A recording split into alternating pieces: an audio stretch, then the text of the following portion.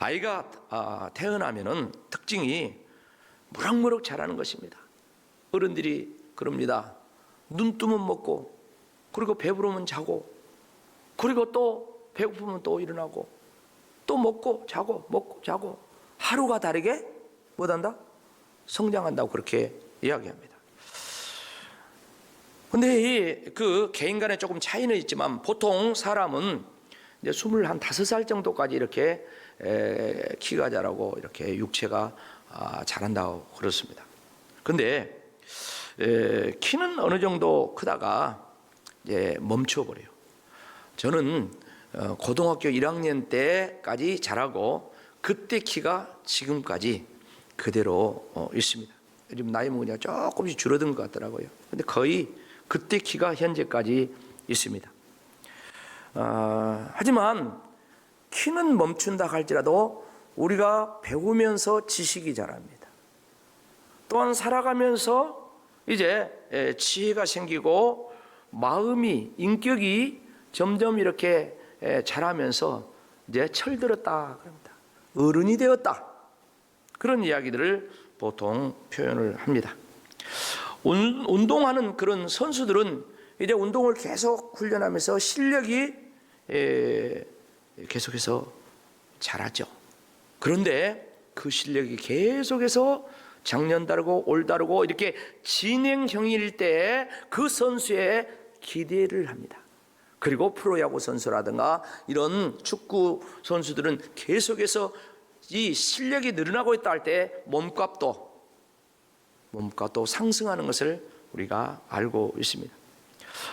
이번에 우리가 올림픽을 이렇게 보면서 감동도 많이 받고 있는데 그 가운데 저는 그러더라고요. 딱 눈에 들어온 한 선수가 있어요.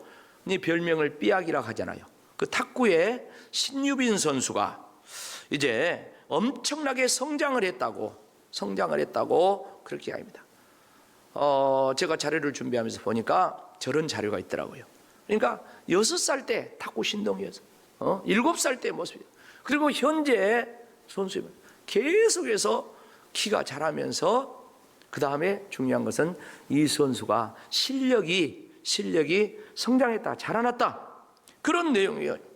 그러면서 전문가들이 그럽니다. 계속해서 성장해 나가면은 이제 다음 올림픽 LA에서 하잖아요. LA 올림픽은 틀림없이 금메달을 딸 것이라고 그렇게 희망 섞인 전망을 하는데 거기에 대해서 부정적인 사람은 사실 별로 없는 것 같아요.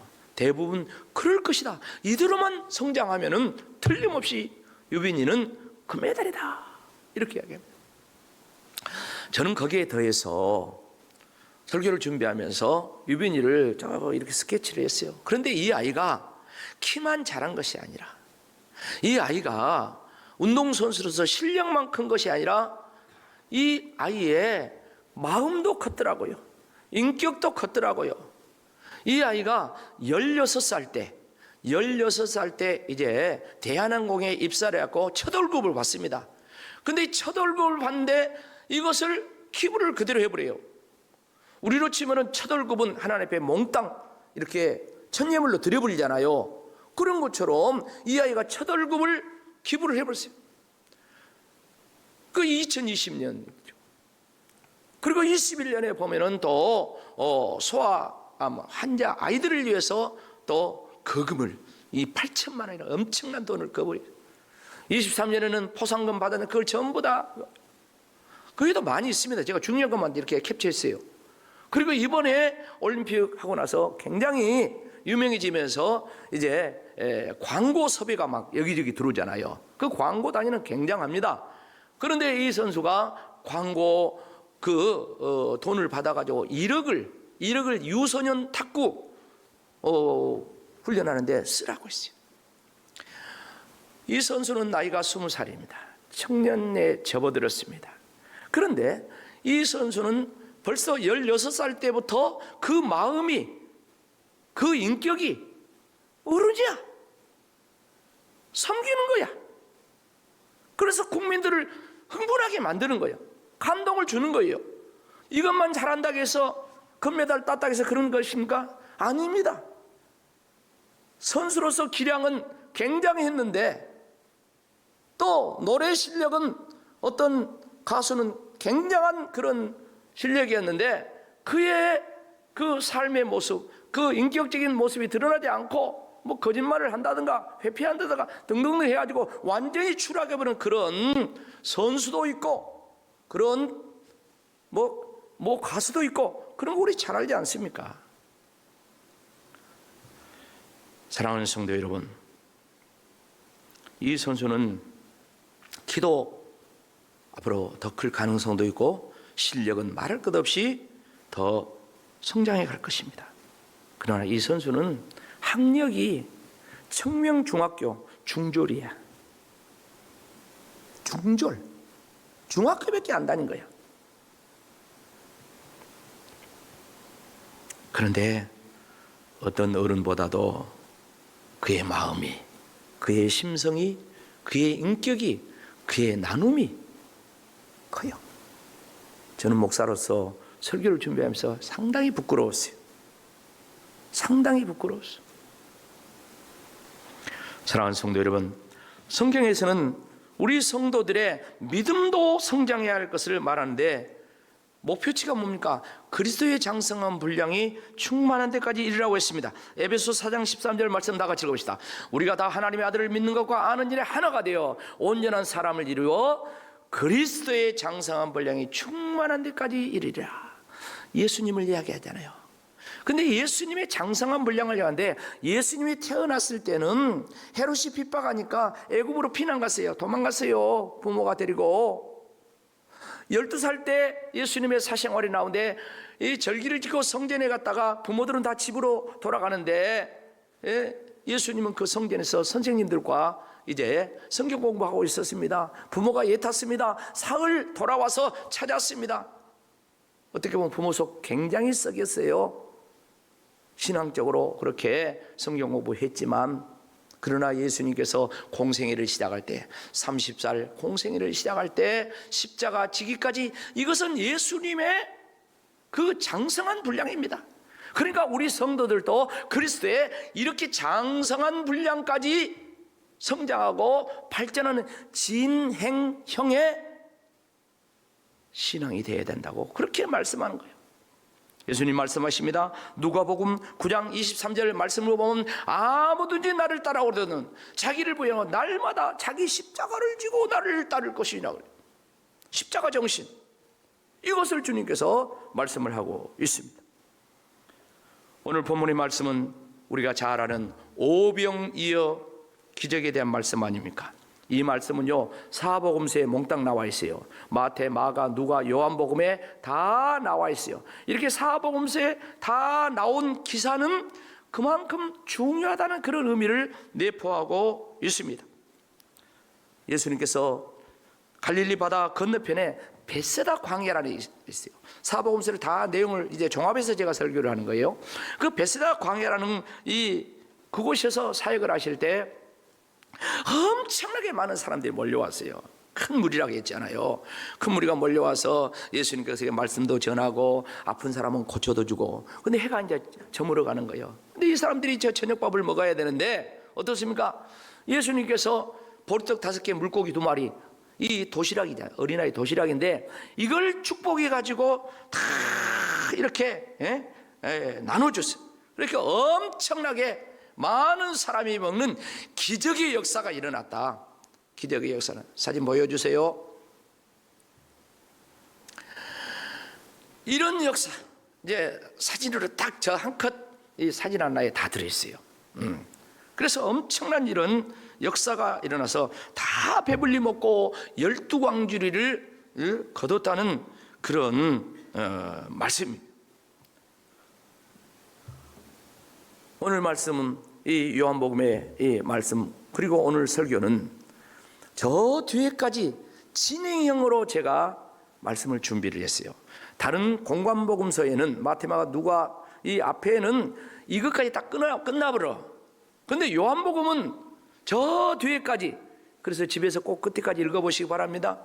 뒤에까지 계속 예수님이 거기서 이제 그 이튿날까지 진행형의 이런 말씀을 가르치고 신앙을 이렇게 도전주는 그런 내용이 나온 것을 알 수가 있습니다. 하나님의 사역은 일하심은 지금도 계속된 줄로 믿습니다. 이 시간도 예수님의 역사는 진행형인 줄로 믿습니다. 문제는 저와 여러분의 믿음도 이렇게 진행형이 되어야 할 줄로 믿습니다. 말씀을 몇 가지로 정리해서 드리면서 은혜를 받고 도전을 받도록 하겠습니다. 자, 우리가 진행 신앙을 가져야 되는 첫째 무엇입니까? 이성적인 계산적인 신앙에서 믿고 헌신하는 신앙으로 진행되어야 한다는 그런 말씀입니다. 예수님께서 수많은 사람들이 몰려오자 그들에게 말씀도 전하고 이제 병도 고쳐주고 이렇게 사역을 하시고 저녁 때가 되어서 빌립이라는 제자를 시험하고자 우리가 어디서 떡을 사서 이 많은 사람을 먹이겠느냐 이렇게 물어보죠. 그때 빌립이 대답하는데 뭡니까? 이 사람들에게 조금씩 나눠준다 할지라도요 200데나리온의 떡으로도 부족하겠습니다. 이렇게 말씀합니다. 자, 7절 말씀 다 같이 읽어봅시다. 시작. 빌립이 대답하되 각 사람으로 조금씩 받게 할지라도 200데나리온 떡이 부족하리이다. 빌립이 대답은 굉장히 현실적이고 이성적이고 굉장히 계산적인 그런 대답입니다.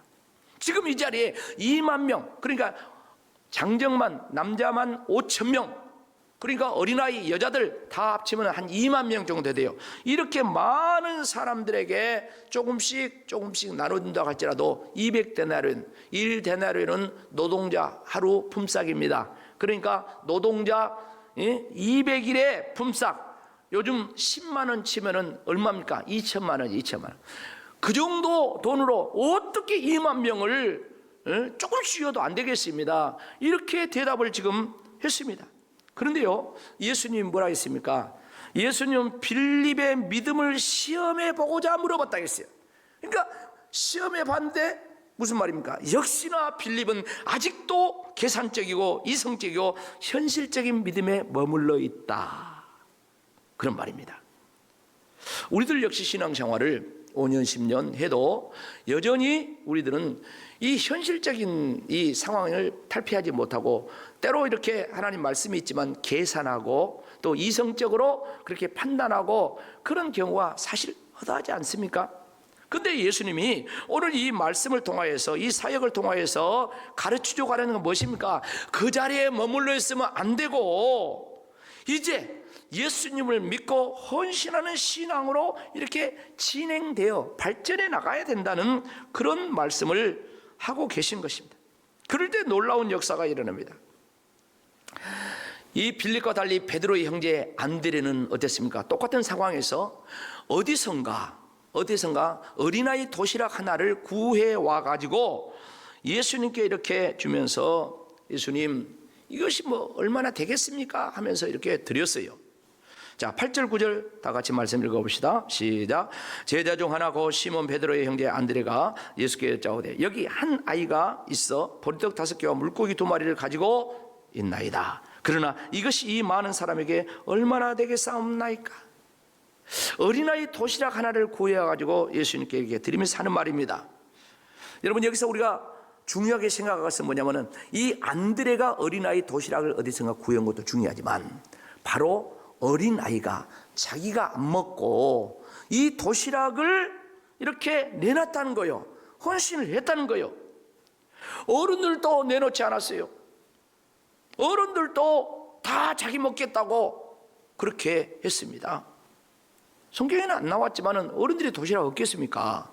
근데 어린아이 도시락을 이렇게 가지고 와서 이렇게 드리는데 이 어린아이는 몸은 키는 애기야. 근데 마음은 어른보다 더 커. 그 상황에서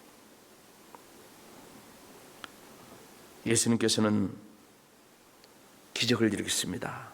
이 오병이의 기적의 주인공은 당연히 예수님입니다. 그러나 저는 또 다른 주인공을 꼽는다면 이 어린아이가 주인공이 아니겠습니까? 다 배불리 원하는 대로 먹고 남은 광주리 12광주리를 거뒀다 했습니다. 먹을 것이 없는 시대에 12광주리에 이 떡이 얼마나 귀하겠습니까? 자, 이것을 남기지 말고 거두러 하신 예수님께서 이것을 누구에게 주셨다고 여러분들은 상상할 수 있습니까? 누구에게? 두말할 것도 없이 누구에게? 이 어린아이에게 주셨지 않겠는가, 이렇게 추상적으로 생각을 해봅니다. 사랑하는 성도 여러분, 어린아이라고 해서 믿음도 마음도 어린 것은 아닙니다. 얼마든지 믿음도 마음도 어린 못지않아서 이 오병이의 기적의 주인공 같은 이런 크게 헌신하는 그런 어린아이도 있습니다. 역사 속에 보면은 이제 많은 선교사들인데 아프리카의 이 유명한 선교사 리빙스턴이라는 사람이 있어요. 이 아프리카 선교의 아버지라기에요. 슈바이처는 밀림의 성자라고 그렇게 이야기하는데, 이 리빙스턴은 아프리카 선교의 아버지라고 그렇게 별명을 붙여놨습니다. 이 리빙스턴이 어렸을 때 영국의 아주 그 시골 작은 교회에서 이제 저 아프리카에 우리가 의료 선교를 합시다.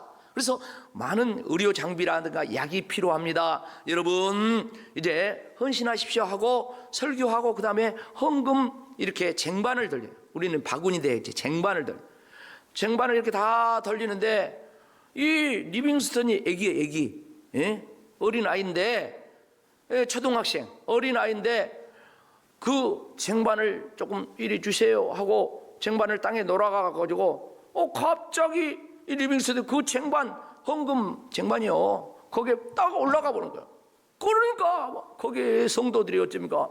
저런 맹랑한 놈이 있냐, 저 거룩한 쟁반에 헌금 함에 왜 저기 올라가냐고 하면서 막 수근수근하면서 그럽니다. 그때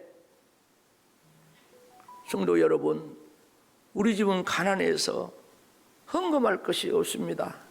그러나 나는 내 몸뚱아리, 내 인생의 전부를 아프리카 선교에 나는 드립니다. 애기가 그런 거예요. 초등학생이 그런 거예요. 기가 막힌 일이 아닙니까? 세월이 흘렀습니다.